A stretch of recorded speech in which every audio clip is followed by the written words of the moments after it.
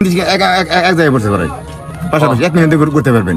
ময়মনসিংহ, শেরপুর, জামালপুর এই 3টি জেলার সংযোগস্থল এই খেয়াঘাটটি পার হলেই। ব্রহ্মপুত্র নদ পার হয়ে এই নারায়ণখোলা ঘাটটি থেকে ওই পারে পিয়ারপুর, অষ্টাদশ, জামালপুর, মুক্তাগাছা সহ বিভিন্ন অঞ্চলে মানুষ যাতায়াত করতে পারে। বাংলাদেশের প্রাচীন স্মৃতি মনে করিয়ে দেওয়ার একমাত্র মাধ্যম হলো খেয়াঘাট। আলো আলো শিমলি আলো, এই পাবলিক খাইলে আলো আলো খায়া টেয়া দিয়া চাল দিয়া কেলাবাগ খালো হিমল্য আলো। এটি শেরপুর জেলার নকলা থানার ব্রহ্মপুত্রের উপর নারায়ণখোলার ঘাট। নারায়ণখোলা থেকে মানুষ পিয়ারপুর এবং অষ্টদশ যাওয়ার জন্য সচরাচর এই ঘাটটি ব্যবহার করে থাকেন। ভাই, ওই পারে গ্রামের নাম কি আপনি যে যাচ্ছেন? ওই পিয়ারপুর আদর্শ গ্রাম অষ্টাদশ বাড়ি। ও পিয়ারপুর। জামালপুর আছে, শেরপুর আছে, ময়মনসিংহ আছে, 3টা আছে ইনশাআল্লাহ। এখানে এক মিনিটে সব ঘুরতে। বাংলাদেশের ভূপ্রকৃতি এত সুন্দর হওয়ার রহস্য হলো নদী। আমাদের দেশটি নদীমাতৃক হওয়ায় এই দেশের মাটি খুবই উর্বর। এজন্যই কৃষকরা অতি সহজেই বিভিন্ন ধরনের কৃষি বাম্পার ফলন ফলাতে পারেন।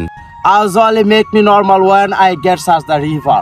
All the ferryboat of Bangladesh brings the ancient heritage and culture of this country. Whenever I walk along the river bank, I always feel satisfied. Brahmaputra নদীর এই অংশটি শেরপুর জেলার নকলা থানায় অবস্থিত। এই নদীমাতৃক গ্রামটি আর খোলা মাঠ দেখতে খুবই সুন্দর। নদীর পার ঘেঁষে জন্ম নেওয়া এরকম তিল ক্ষেত আর খোলা মাঠ আমার মনে মুহূর্তে প্রশান্তি এনে দিল। আমার পিছনে যে এই যে বিস্তীর্ণ খোলা মাঠ দেখতে পাচ্ছেন, এটি একটি বড় গ্রামীণ জীবন। আর এটি ব্রহ্মপুত্র নদীর কূল ঘেঁষে হয়। এখানে প্রচুর পরিমাণে শস্য জন্মে, কেননা নদীর পাড়ের জমিগুলো থাকে খুবই উর্বর এবং পলিযুক্ত জমি। I am roaming horizon to horizon and exploring the real rural life. নদী আমার কাছে খুবই প্রিয়, my dear netizens. You have not ever seen such the beauty that boats are mode at every cut.